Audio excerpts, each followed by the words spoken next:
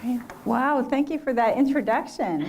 And thank you so much, Reverend Bretman, for being such an amazing part of this community so that I have the privilege of being here to talk with you tonight. I'm really excited to join you all to talk about China, which is something that I've spent most of my career, most of my adult life studying in one form or another. And it's one of those topics that you can kind of study your whole life and still not know it all.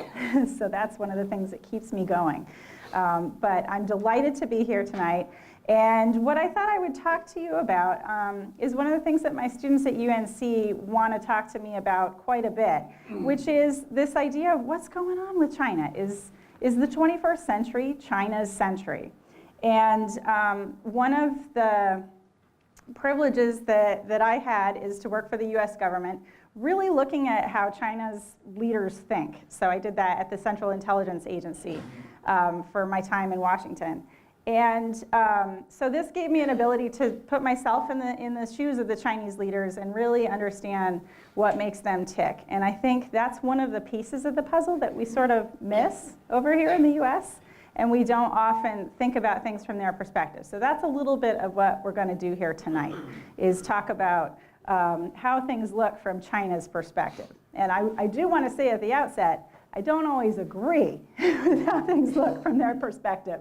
So there might be some cases where I sort of seem like the bearer of bad news here. And I want you to bear with me. Don't kill the messenger, okay? Don't kill the messenger, which is one of the things that I always used to have to tell the policymaker customers when I worked as an analyst.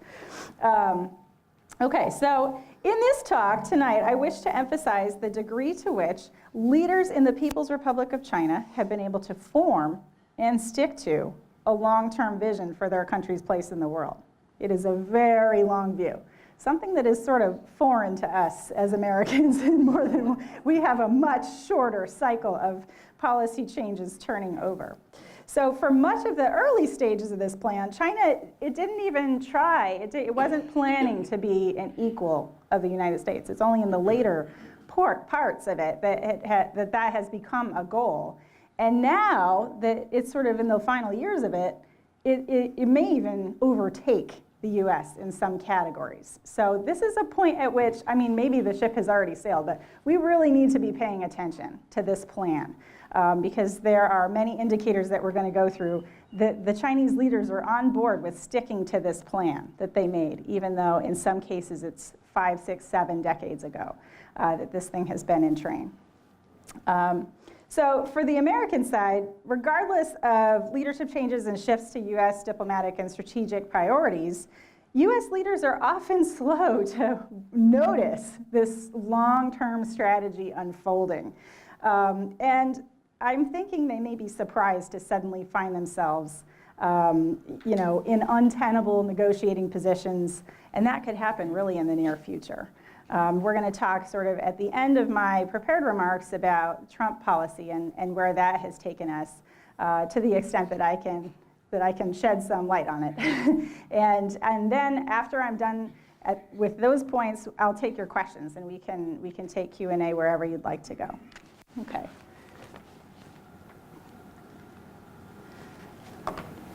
So both my career in diplomacy and national security and my academic research have focused on exploring US-China relations from different dimensions, and particularly this myth of the loss of China. How many of you have heard this phrase before, the loss of China? So this came about in the 50s. This was something that people in the US started discussing. How did we lose China during World War II? So my findings after researching this topic from various dimensions, in a nutshell, China was never really ours to lose. Okay, so this was a mistaken assumption of ours the whole time. And I think it really is a metaphor for some of the mistakes that we've made from our side in the relationship. So many of the stress points in the US relationship with China have boiled down to a failure on the part of the US to recognize China's capabilities, potential, and sovereignty, at least as the Chinese themselves define it. Okay, so they have a slightly different definition of sovereignty than we might think of, and we're going to talk about that a little later in my talk. So to set the tone for our discussion, I was hoping that you'd indulge me in relating what I believe to be a symbolic anecdote from early in the US relationship with the leaders of the Chinese Communist Party. Okay, so this is the group that is still in charge in the People's Republic of China in mainland China, and that was led when that country became a country by Mao Zedong. Okay, so that's the ones that we're going to talk about. And this is an anecdote that I found when I was doing dissertation research, and it was deep in the personal papers of one of the colonels that worked very closely with Mao Zedong from 1944 to 1947. So during that period, the US government sponsored what was called an official observer mission, and it sent a group of Army intelligence officials and other strategic intelligence officials from the US to be embedded with the Chinese Communist Party at their headquarters in a place called Yan'an, China. Okay. Yan'an, China, not a place every American has heard of. It is a very small town in what some Chinese people have described to me as the armpit of China. So if that conjures up an image of what this place is like, that's probably about right. So the US government sponsored this group. It was a small group of about 20 US officials that went there. And the first leader of the mission, Army Colonel David Barrett, developed personal relationships with the top Chinese Communist Party leaders of the time. And there was a little bit of asymmetry already in this relationship because Barrett was a colonel. He wasn't a particularly well-renowned colonel. He was the colonel that had been an attaché and been in Army intelligence channels. So for those of you that served in the Army, you know, back in the 40s, intelligence and attaché jobs did not have the cachet that combat, frontline jobs did. And the other sort of asymmetry was, here we have a colonel meeting with the very top leaders of this party. So people like Mao Zedong became chairman, president of the entire country within 5 years of this story that I'm going to tell you. And Zhou Enlai, again, statesman, famous diplomat, a major top leader of this country. So there's already kind of a mismatch in who the US is sending to meet with these people. Okay. So in Barrett's papers, he tells this story about how he and Zhou Enlai, who became the premier of China, had been participating in talks in Chongqing, which is the city where the US had headed up its war effort to cooperate with China in expelling the Japanese from China during World War II. Okay, so they had participated in these talks. They were trying to take a US plane back to Yan'an, back to the armpit of China. I hope no one in here is from Yan'an. But even people from there have told me that that's the description of the place. So they were trying to take this plane, and I don't have a map on my slide. I do have a picture of the C-47 that they would take back and forth, so you can see what that looks like. And that's a picture of the delegation that you can see. So that's a little, glimpse of what this place looked like. But it would be a little bit like traveling from New Orleans to Nashville, a trip of about that distance. But imagine that New Orleans is surrounded by the foothills of the Himalayas, and that Nashville is surrounded by nothing. Okay, so that's a little bit what it was like. So several times this plane had taken off, but it had turned back because it was December, and ice had formed on the plane's propellers and broken off in chunks. And so that had broken the windshield on this plane and spooked the pilot. And the pilot, Barrett quotes him as saying he had already used up too many points flying around China. And so he was going to wait till the weather had cleared completely. So finally, on December 7th, they got the good weather. And Colonel Barrett and Zhou Enlai are on this plane, and they're in a good mood. And about 2/3 of this flight go by. I think it's like a 5 or 6 hour flight because it's, this plane. And so Zhou Enlai looks out the window, and he says, this is his quote from Barrett's notes, "It seems to me something is wrong. The terrain outside looks definitely unfamiliar to me, and we should be in Yan'an by now. I think we're flying west instead of north." So, and keep in mind, it's not like they can stop and refuel. Okay, so on one side of the plane, there's like Tibet and the Himalayas. They're sort of flying on the edge of what was called the hump. And the other side is all occupied by Japan and like anti-aircraft guns. And if they crash there, it's bad. If they get shot down there, it's bad. So this is a very bad situation they're in. So they can't just get lost. They have to figure it out. So Barrett and Joe convinced the pilot to make a 180-degree turn. And then based on memory and landmarks, Joe hops into like the co-pilot seat, and he's like looking out the window at the rivers and steers them back. And without this guidance, Barrett writes in his notes that the plane likely would have run out of fuel and crash landed, he says, quote, somewhere in the marches of Tibet. So I think that's probably about right. So this anecdote really captivated me because I think it is such a metaphor for the way that this relationship has gone since the 40s, where we kind of send the wrong person into the room, and then that person thinks that they're empowered to control this relationship, and really oftentimes the Chinese are the ones that put things back on track and have a long-term vision in mind. Okay, so hopefully that can set the tone for some of the trends that I'm going to be pointing to. Okay. All right, so our key questions for moving forward. First, I want to talk a little bit about what is China's grand strategy. So what are the elements of this plan that they've been talking about? And then after that, we'll talk about what does the grand strategy mean specifically for global security and diplomacy. And then lastly, we'll finish by talking about how could US leaders and diplomats respond to the current goals and objectives. And some of that is a little unformed because we're in the middle of this so-called trade war that stuff is changing every day. But I'll put as much perspective on that as I can, but things are changing fast. So the overarching question that we're going to be talking about is this China's century? Is this plan going to come to fruition in a way that we need to think about? Okay. So starting with this question of the grand strategy. Xi Jinping and the new era. So this is the chairman of the Chinese Communist Party, the president of the People's Republic of China, and he's also the chairman of the military right now. He has these three top titles. So you see him pictured here in October 2017 when the leaders of the Chinese Communist Party met for what's called the 19th Party Congress.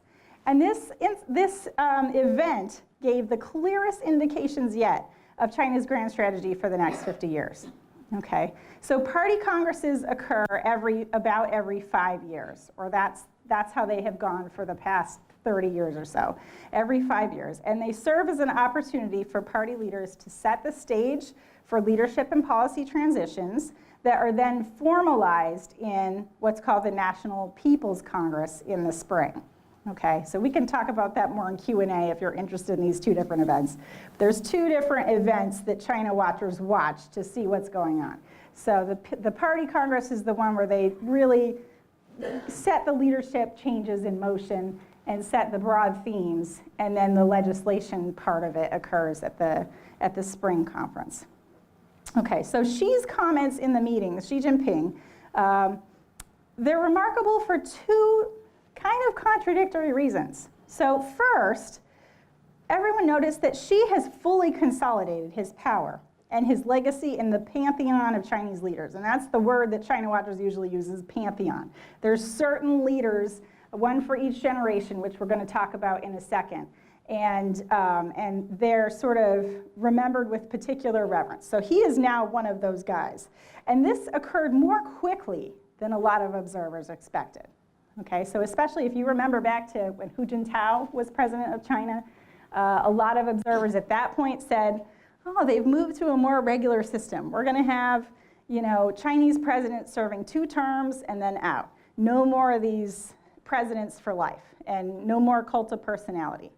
And this was an indicator, nope, all of those people who said that stuff were wrong. It's still business as usual, and they were just waiting for the right next guy.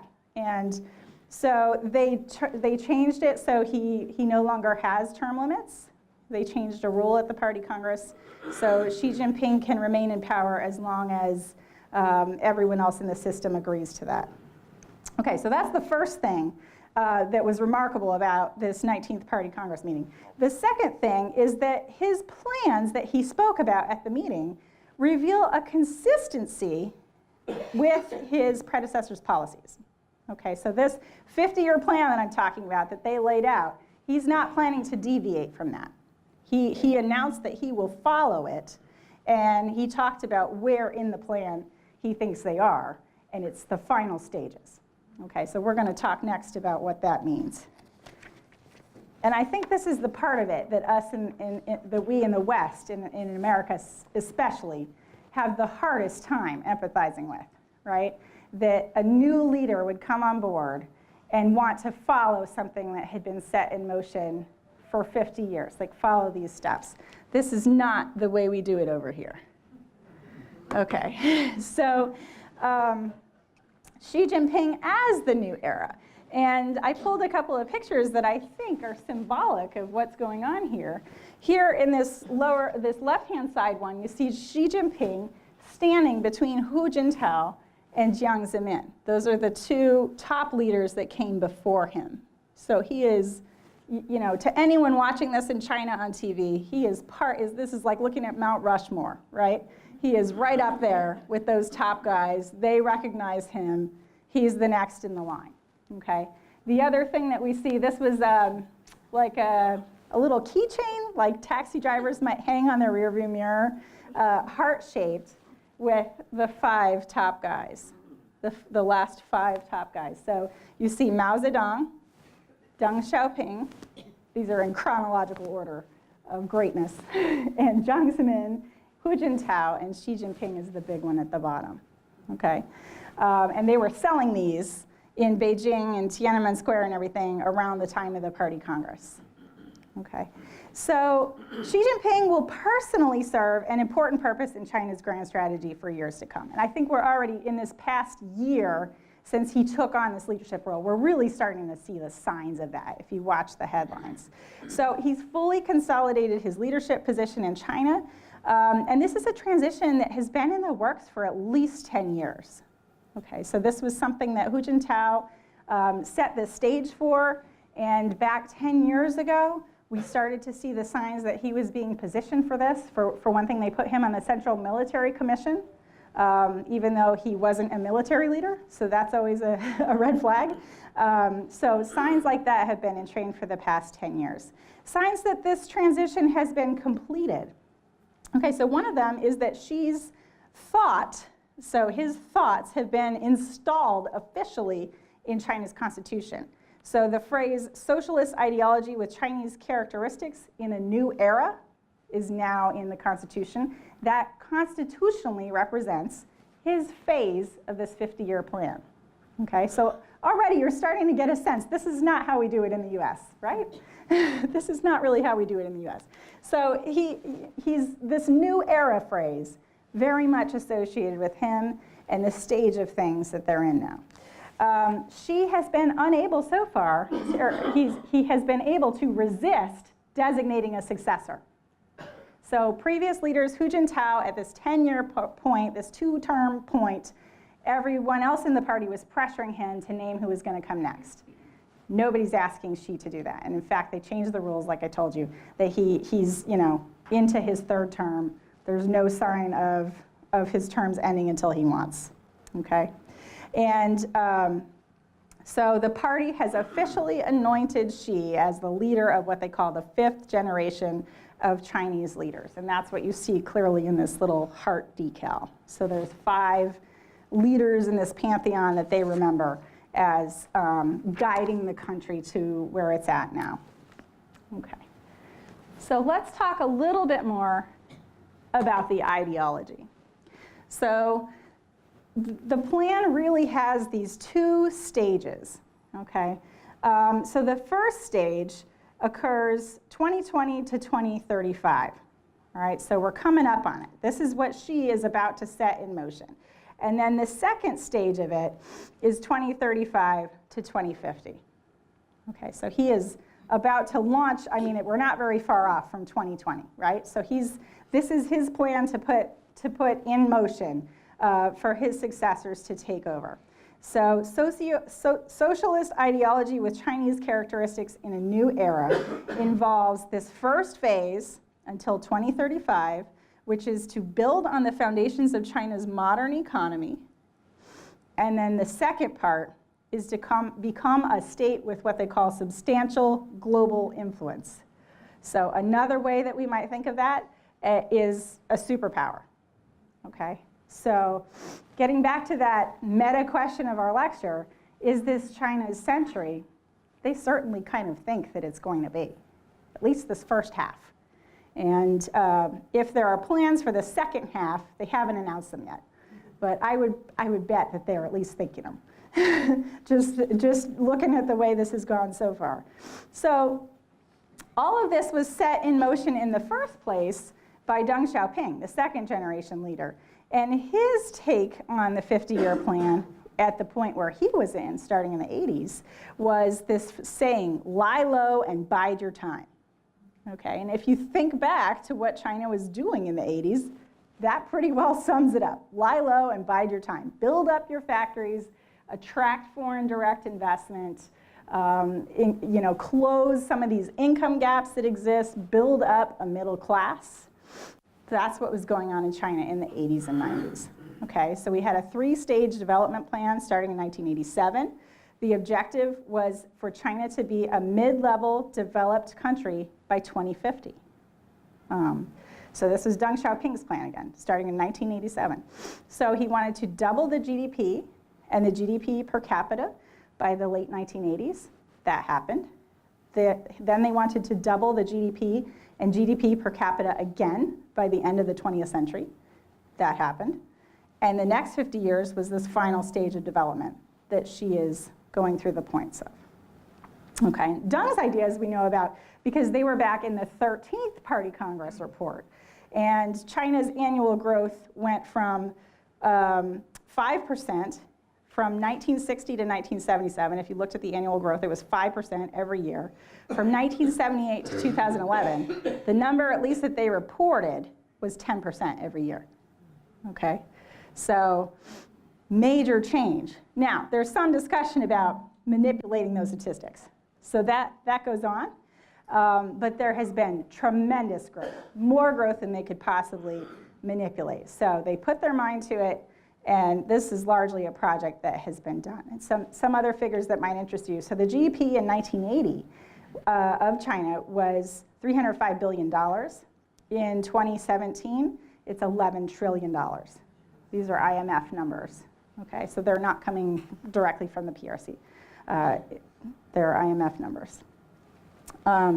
So Xi Jinping, in his speech for the 70th anniversary of the end of World War II, this is back in 2015, so before he got all these new titles and before he was on the little red thing hanging in the taxi cab, this is a quote from him. He says, "As an ancient Chinese saying goes, after making a good start, we should ensure that the cause achieves fruition. The great renewal of the Chinese nation requires the dedicated efforts of one generation after another. Having created a splendid civilization of over 5,000 years, the Chinese nation will certainly usher in an even brighter future." Okay, so very, very different than what we might hear in a US campaign speech, right? Harkening back to the 5,000-year history of this place, harkening back to the plans that are already in place by other leaders.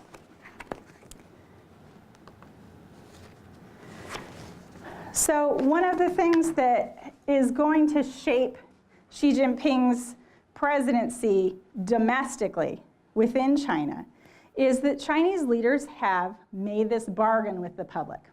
Okay? And if you look at the Chinese Communist Party, it's about 25 people that are in charge at the top tier.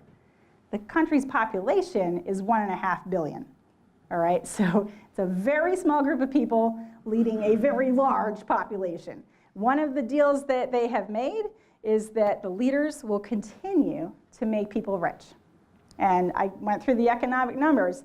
This so far has happened, but it is a promise that they have to keep delivering on, or people might start to rethink the imbalance between how many of them there are and how many of the population there are. And they are aware of this and they talk about it. So you can see from this chart this is the disposable income per capita. And this is according to, this is China Market Research Group, but this is largely tracking with World Bank numbers. So if you look in 1980, the average people in China had about $280 to spend per year on consumer goods. 2010, it's up to about $3,000, okay? And now that we're almost at the end of the decade, it's even higher than that. And so you see shoppers lined up at the Louis Vuitton in Beijing, people fighting over bags, high-end it bags, and these images are more and more common today in China. So there's this growing consumer culture. Leaders have promised that this kind of wealth is going to continue, okay? And that is a really salient factor for people. One of the things that is a striking story that I like to tell students at UNC when I'm teaching about this is there was a famous Chinese sociologist who worked at the turn of the last century. So he was doing research in China, especially around the Hong Kong and the South China area around 1910. And he would routinely encounter families there that were so poor, the family only owned one pair of pants. And they'd have to share, the kids in the family would have to take turns wearing it to go out of the house. That's the kind of poverty that existed in China 100 years ago. To go from that to this, people tend to tell you, I'm willing to overlook a lot of human rights abuses to go from that to this in 100 years. And to have the stability that is required for my government to deliver this. Okay, but if this stops, then people start to have a lot more questions about human rights and democracy and these kinds of things. And leaders know that, and so they're acting accordingly, which is how most of us watching this here in the US think that we get this. Okay, so this is the Belt and Road Initiative is probably something that you're hearing more about in the newspaper if you read about China now. So this is, a plan very much associated with President Xi Jinping. He launched this plan.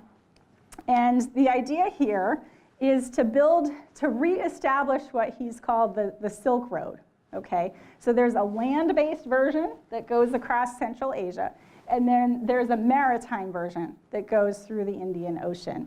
And it pretty much encircles China with a ring of trade, infrastructure, various investment projects with about 65 other countries, okay? And the countries that it's partnering with collectively account for more than 30% of the global GDP.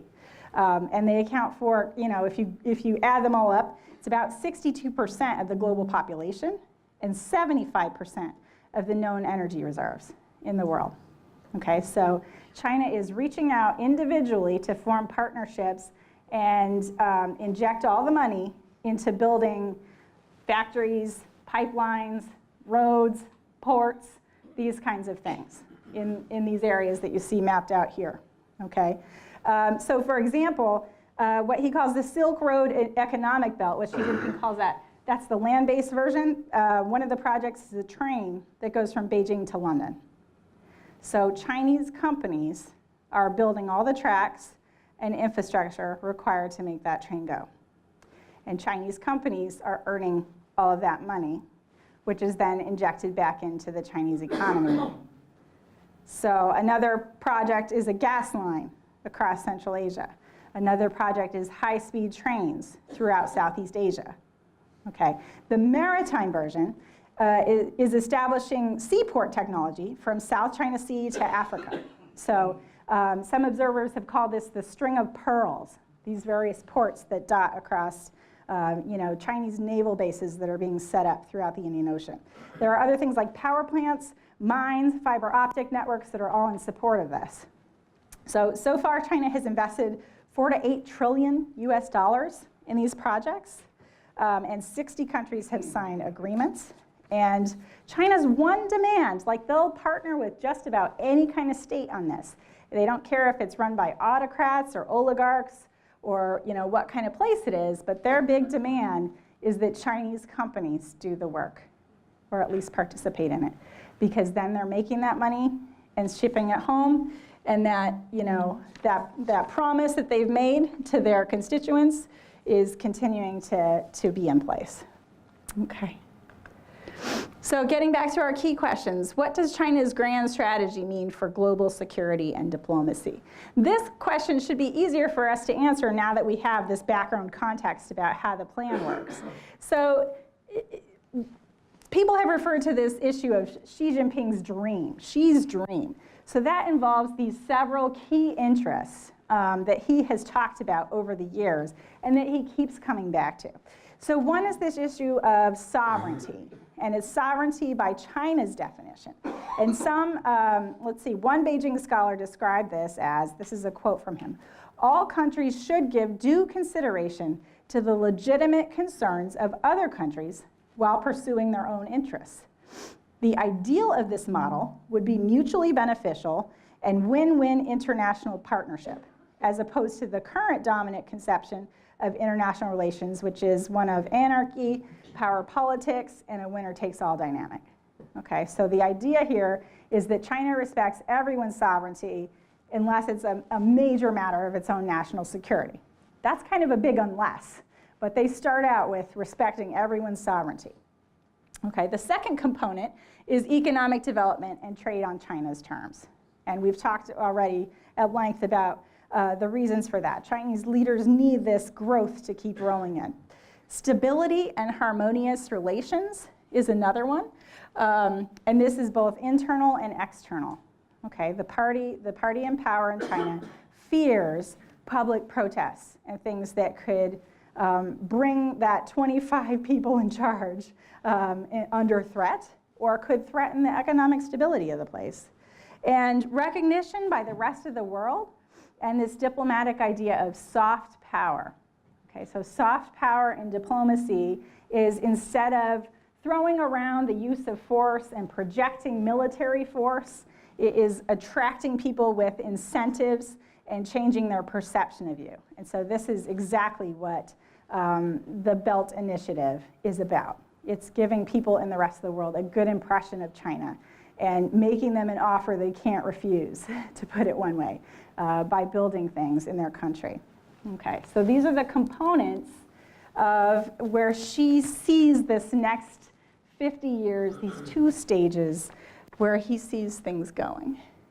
Okay, so as a historian, this really reminds me of an earlier time, okay? And I think when some of the diplomats from the West go, we have this mismatch. So China and Xi Jinping are remembering this incident where you have the Qianlong Emperor, he's pictured on the left, and this is the British Lord George Macartney.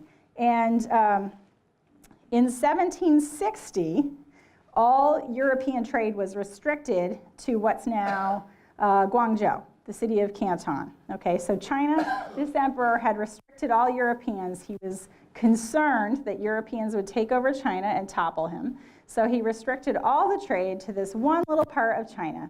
And to open up China, because this wasn't really working for the British, who wanted to sell China all sorts of things, they dispatched Lord Macartney to go and see Qianlong. Macartney famously refused to bow down to Emperor Qianlong, and this diplomatic meeting was a disaster. And so of the meeting, Qianlong wrote to King George III, "As your ambassador can see for himself, we possess all things. I set no value on objects, strange or ingenious, and I have no use for your country's manufactures." So that was his position. You're not coming in here. We don't care what you do. Go away. And on the other hand, Ambassador George Macartney wrote to the king, the Empire of China is an old, crazy, first-rate man of war, which a fortunate succession of able and vigilant officers has contrived to keep afloat for these 150 years past, and to overawe their neighbors merely by her bulk and appearance. Okay, so this was the end of the 1700s. It set the stage for a huge confrontation between China and the West. The Chinese leaders have very present in their mind, because it was a deep national humiliation. And they don't feel like they fully recovered from it until World War II. Okay? And they would like to get back to this point where they're sort of like Qianlong and everyone in the West is flies buzzing around their head and they're more in control of a tributary system. And it looks a little like this, right? If you are in my history class where I talk about the 1700s or the 1600s, I'm showing you maps that look very much like this and talking about the tributary system. So that is a model that is sort of in their minds, and they're hoping to get back to it. There's the quotes. You know, a total mismatch in conversation here. So China does have a long memory, and this is part of it. And so here you see pictured a tank from the 1991 Gulf War invasion of Iraq by the US. This was a major wake-up call to China. Okay, so Chinese foreign policy experts write about this all the time. Chinese leaders use this example of how quick it was, how easy it was for the US to stage this invasion. I mean, this was a war you could watch on TV without having to go to sleep. It happened that fast, right? So they use this example as a justification for massive investment in military modernization, and that has been going on until now. And now it seems to be plateauing a little bit. Now they're investing their money into these soft power initiatives, but it's because they no longer need the investment. They've got the military buildup they wanted. So that's how it's all fitting together for Xi Jinping. So moving to our last question, how might US leaders and diplomats respond to China's current goals and objectives? So in terms of US-China relations, a lot of the Trump administration policy is still taking shape. So the thing that we've all been watching in the past 6 months is these new trades and tariffs. And it's been a long time. I don't think there's ever been a time in PRC history where we had this kind of a trade war. None of us really know how this is going to go. And I think when you look at scholars of the US-China relationship, especially the ones that are more focused on policy than I am, I focus on Chinese leaders in my research. But my colleagues that are focused on policy, what they advise US leaders to do is to engage China in a positive and respectful way that recognizes the sovereignty that they're already talking about. So that seems like the opposite approach of the trade war situation. So I think no one is really entirely sure how it's all going to work out with the tariffs at this point. But one thing that has been a constant in this relationship is that since relations normalized in the 70s, in the late 70s, US leaders have sought personal relationships with Chinese leaders, okay? And so here you see just about every US president that we can remember, a lot of them, pictured with their counterpart in China. And there are, you know, a couple of times a year, they're getting together at each other's homes, at places like Camp David, and sharing experiences. And the ideal US relationship has been based on non-confrontation, mutual respect, and mutual benefit. And that's, you know, the best times in US-China relations have been times that those values were featured. So it makes me a little afraid to think if there's something between the two sides that makes it difficult to form this kind of person-to-person bond between Trump and Xi. And it's a little bit close up right now to see if that's going on or not. I think it's a little bit too early to tell. But I think that would be an indicator that we're in some uncharted and potentially rough waters if there is a fallout between Trump and Xi Jinping. Because what has kept the relationship on an even keel so far is this kind of person-to-person bond between our head of state and theirs.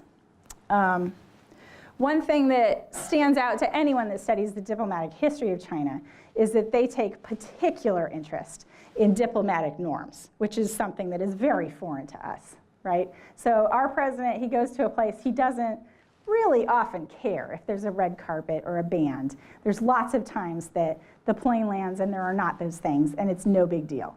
On the other side, it is a very big deal in China. It is a very big deal. And this is another metaphor for kind of the mismatches in the relationship. Things that they think are a big deal, we think are no problem, and vice versa. So So again, this is another one where the jury's still out on how Trump's going to handle this. I put a picture of Obama here because you may remember reading the news about Obama's trip where he had to go down the front staircase instead of the middle one off Air Force One, and that was a major diplomatic brouhaha. And the issue was that the people on Obama's plane couldn't communicate with the people on the ground at Beijing airport because the people on the ground didn't speak English and no one on the plane spoke Chinese. And so they couldn't secure the stairs in the right way. So Obama was like, I'm just going to have to go out the front door. And at the back door, you know, the other normal one, they had this red carpet and a band and, you know, the foreign minister waiting. And so he kind of got left at the altar, and it was very, very bad. I don't know if you guys remember reading about that. So nothing that I read about that was that bad happened with this Trump visit. So maybe we can take that as at least a good sign. So a few potential flashpoints before we get to your questions here. So the big one is the tariffs and the trade war. I think every expert that has written about this has come away with the impression that one of the things that is going to keep us from war with China is economic interdependence and the degree to which our economies depend on each other. So the more that this trade war intensifies, the more it puts that finding at risk, I think, and potentially makes us less secure. South China Sea disputes are heating up. Okay, so China has assessed that the South China Sea is part of its resource-based and security-based interests in the region as it tries to counter what it sees as U.S. hegemony and the U.S. Nature as a superpower in the world. One of the ways that it seeks to counter that is by establishing a show of force in what it defines to be its region. So you may have seen pictures in the newspaper. They have basically created a new island in the South China Sea. It's what you might see as like an aircraft carrier that doesn't move. It's built into the ocean, and it has an airstrip and some military buildings. And that is in the South China Sea, and they're defending all the airspace over it. So there are some disputes coming about as a result of that, and this could definitely be a flashpoint. There was an article in the newspaper just today about a confrontation between a Navy destroyer and a Chinese counterpart ship. So one little mishap, and this is a place where there could be a dispute. North Korea and its nuclear program is always an issue. So China's stake in North Korea very quickly, I mean, it backs North Korea because of sovereignty. It also does not want the South Korea, which is the major ally of the US. If South Korea takes over the entire peninsula, then the US is potentially very close to a Chinese border, so that's not desirable. But the main thing that makes a president like Xi Jinping want to keep control of the North Korean situation is refugees. So if that regime were to suddenly collapse, China suddenly has a huge refugee problem to deal with, and that's going to create massive insecurity, not just on the Korean peninsula, but also within China's borders. So Taiwan is a potential flashpoint that has sort of been on a back burner with the other things on the top part of the list. But that is one that is China still claims, the mainland still claims Taiwan to be a part of it. And so that is a continual flashpoint. And then Japan and its security in the region is always a place where there's a potential for a security problem. Okay, so these are, I think anyone that watches national security in relation to China is always thinking about these points. Okay. All right, so that's it for my prepared remarks tonight. And I hope that this was helpful for you in trying to get in the minds of Chinese leaders, and especially I think this long-term plan, this grand strategy they have for becoming a regional hegemon and maybe more, is something that we as Americans don't necessarily know how to read it in the news articles about Chinese leaders. So hopefully this was helpful, and I look forward to hearing what you want to know about China. So yeah. I'm curious. I have two questions, if you don't mind. The first one, in China's long-term 50-year plan, is it an expansionist plan, a dominant plan, a military plan? Okay. And the second question is, where does Russia fit into this? Okay, yeah, so two very good questions. On the expansionist plan, it is expansionist because you see it putting this circle around itself, right? And it's reaching out in a soft power way to these other places. But I caution people, especially people here, to engage in the cognitive bias that we know as mirror imaging. Is that a term that you're familiar with at all? So mirror imaging is when you assume that your opponent or your adversary thinks the way that you do, okay? So I do not think that they're engaging in expansionism the way that we would think of like manifest destiny that we learned about in high school history class. It is not a missionizing kind of expansionism where they want to deliberately colonize places. It is more that they see it as mutually beneficial to the places where they're setting up factories. You know, that place gets something good that China is going to build. They have a good image of China, and then China gets to export the money back home. So the influence that they're having is sort of like the influence of the earth on, or the moon on tides. You know, it's an influence, and it's huge, and it's undeniable, but it doesn't have the same intentionality as Columbus and some of the Western historical examples. It's something different. And they explain it over and over in different ways as being about self-determination and China's sovereignty and China's legitimacy as a state. So the Russia piece, China and Russia don't get along since the 60s. And I think that Xi Jinping is hoping that Russia just won't mess with him, so he doesn't have to mess with Russia. So I don't think that we can expect much of a partnership out of those two. And any points of friction would be over things like them, the railroad that they want to build or the gas line. They would be very specifically focused on domestic, infrastructure type projects that extend across the borders. So, yeah. Economically, it seems to me from hearing what you say that the Achilles heel for China is their economy. And that as long as it continues to expand as dramatically as it has, their people are satisfied. But business cycles actually occur in China. And they've got some debt issues over there that are pretty impressive. Mm-hmm. And could set off some rough times. Are they mature enough to weather through it as the West has multiple times in the past? Or are they looking at something that could conceivably pull the Communist Party down? Mm-hmm. Yeah, so this is a great question. If I had the answer to this one, I would make a lot more money than I do. But it is important to note that, I think the more sophisticated China watchers, this is really the question that they're watching. And if you just look at the per capita GDP numbers, especially if you look at them collectively for the nation as a whole, it does not give you the full picture. It's much more complicated than that. Because people in a place like that one I was telling you about, Yan'an, in the middle of nowhere, those people are not making that full GDP. And then you have people on the coast in Shanghai that are driving Lamborghinis. So there is a major income gap problem. And part of the way that they raised these GDP numbers in the first place was by huge capital investments. Okay, so they attracted especially foreign technology to come in and build a factory for the garment industry, say.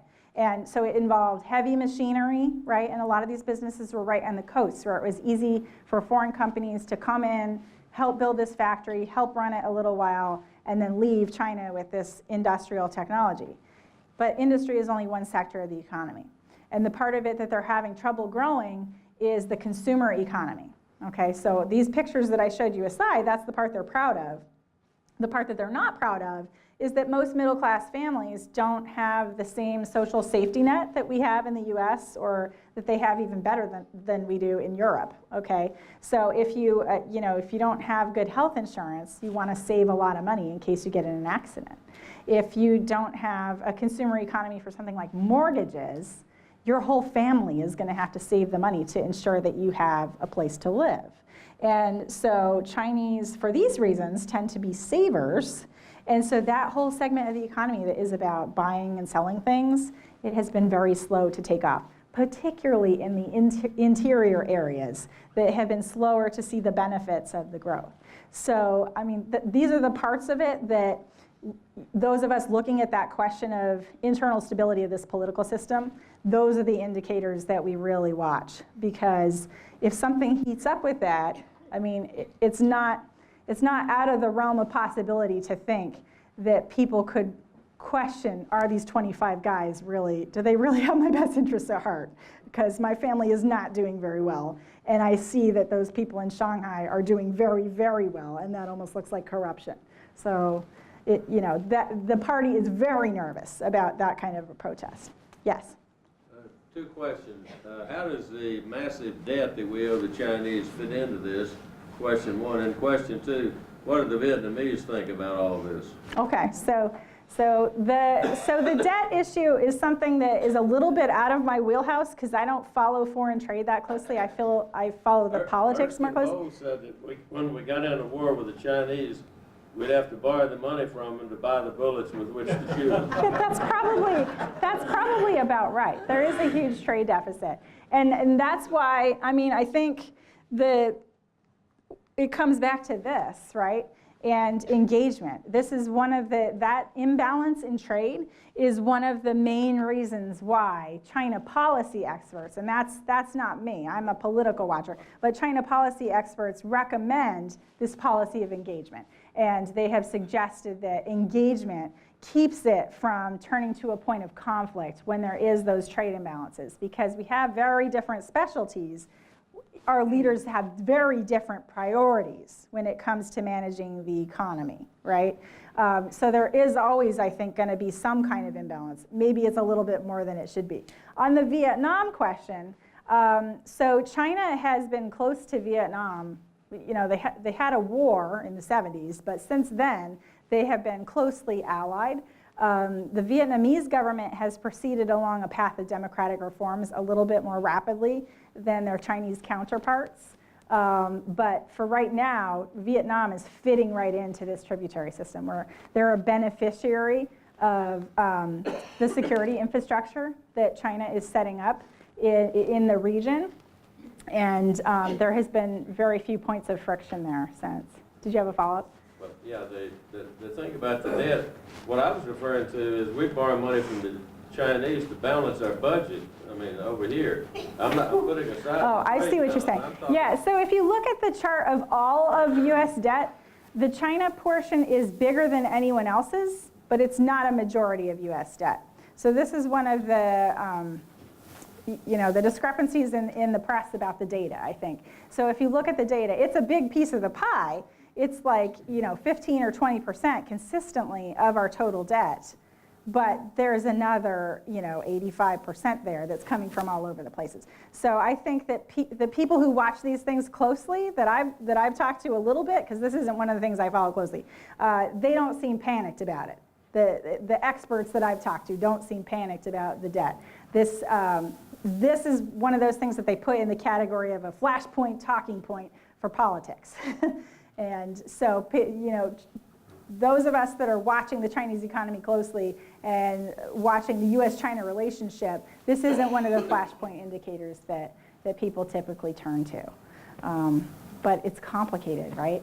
And I don't know if that's a satisfying answer to your question, because I'm not really a trade analyst, but I do know that that's a question that comes up frequently in a conversation like this, and that's what I've heard from people who know. Yes? Does China still have the one-child policy to control population? Yeah, so great question. So China recognizing, population problems and the strain that it was putting on the economy and the environment, from 1975 until I think it was like 2015, they had this policy where couples could only have one child. And they ended it in 2015.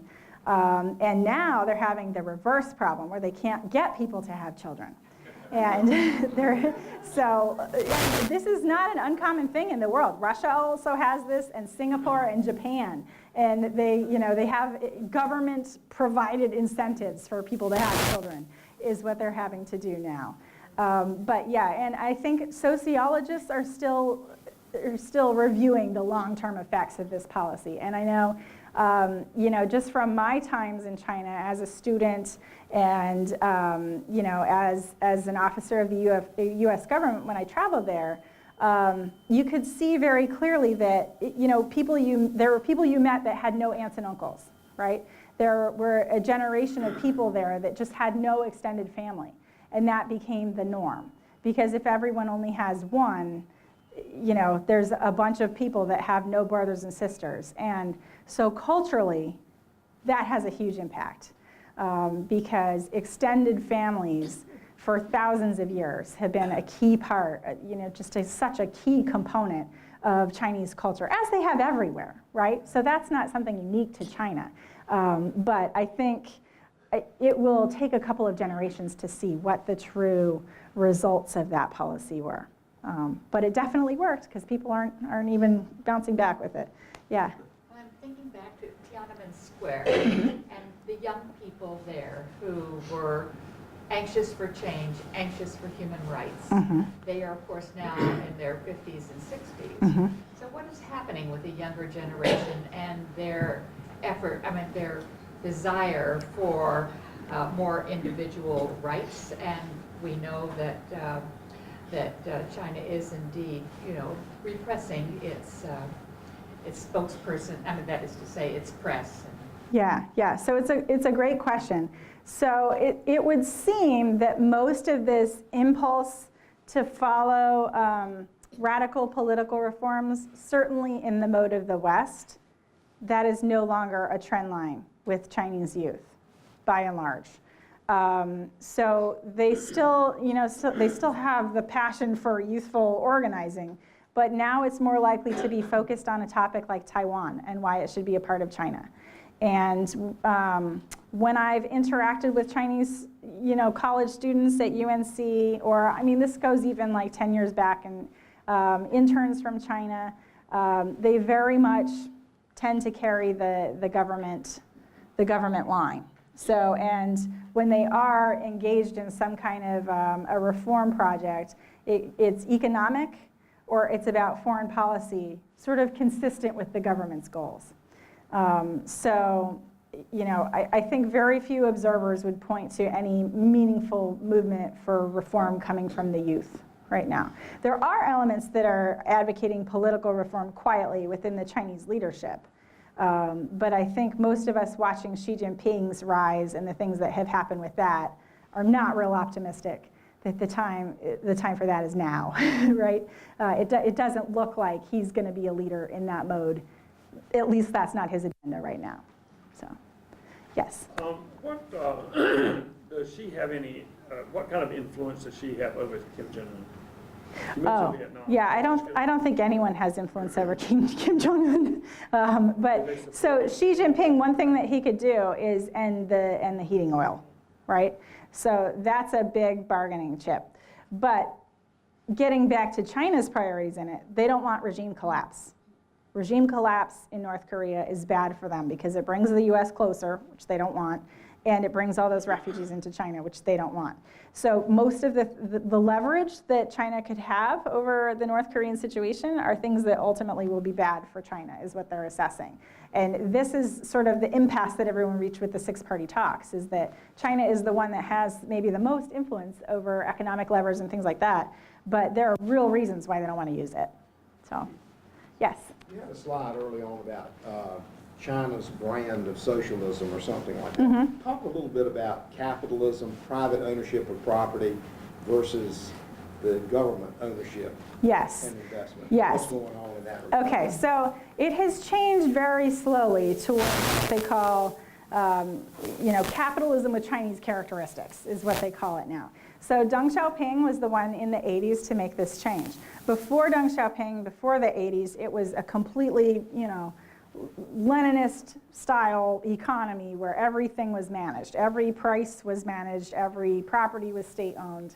Deng Xiaoping's major change was to marketize the economy a little bit, very slowly. So he's the one that said, black cat, white cat, it doesn't matter as long as it catches mice. And that was a metaphor for the economy. It doesn't matter if it's a market, if it's a socialist economy or a market economy, as long as we're all getting rich, I don't care. And so that's, under Deng Xiaoping is when they started to switch to, we'll be politically communist, but we'll start to have incrementally managed economic reforms. Okay, so where that gets us today is that there's a little bit of floating currency, right? They manage it very carefully, but it's not just the state sets a price that the RMB is going to exchange for. It's tied to a basket of currencies, so it floats a little bit. And so there is foreign trade happening. There's foreign direct investment. For a long time, there wasn't foreign direct investment. That's a change that happened in the 80s and the 90s, and it's happening more and more. So it's, but it's still, there are still people in that group of 25 that lead the place that have really drunk the Kool-Aid on communism. And communism is not going anywhere. And Xi Jinping had to appease all of those constituencies to get his promotion. So he is, speaking to those elements, those hard-line communist elements that still would like to see, the exchange rate not float and the price of wheat to be set by the government. There are still those elements, and they're very powerful, especially in places in the interior in China, where people have a nostalgia for that, and they're not doing all that well. We've got one question. Yes. This will be the last one. Okay. Yes. I believe you said earlier that the Chinese dynasty was 5,000 years old. Well, that's what they say. I don't know that every historian in the U.S. would totally agree with that, but that's like the longest view. What I'm going to do is draw a little comparison. Yeah. Our little nation is how old? Not 5,000 years. Yeah. So how do we account for the difference in the status of the two countries? And how would they be today without U.S. technology? Okay, so two different but very good questions. And I think, China takes the long view, right? China has been there for a lot of chaos. And so that's why when I see things like the trade war, I think Xi Jinping is ready to wait this out. I think he sees, okay, I'm president for life. This guy maybe gets 8 years if things go his way. It comes and goes. And so that's very much their attitude about the U.S. and pretty much the rest of the world. It comes and goes. And we may have a different, our government may have a different look to it because that's happened over the centuries that China has been a place, but it's always still China. So there's a continuity there that I think we can't understand that within our culture in the same way, right? We haven't had that yet. What was the second part of your question? U.S. technology, where would they be Yes, today? so U.S. technology is their number one intelligence requirement. When the Chinese intelligence service collects on the U.S. or on Western Europe, they are collecting bits of Chinese technology. They call it tech transfer. They call it tech transfer. You might call it stealing. Those of us in the room might call it stealing. But yeah, that's still a thing. Yeah, more and more. And I think they are working on trying to develop a lot of that technology indigenously when they can. And there's some really interesting places where that's happening. So if you look at high-speed trains are not something that our companies are necessarily investing in, right?